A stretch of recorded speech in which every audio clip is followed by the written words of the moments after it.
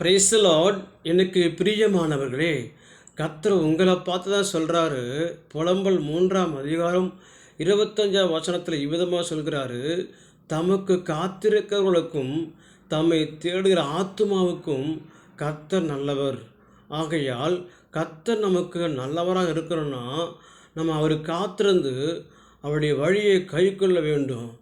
அவரை முழியத்தோடு தேட வேண்டும். ஜாமக்காரனைப் போல எப்பொழுது விடியும் என்று விடி என்ன பண்ணுவோம், காத்திருக்க வேண்டும். இந்த அனுபவம் உங்களுக்கும் எனக்கு இருந்தால் அவர் நமக்கு புதிய பலத்தை கொடுப்பார்.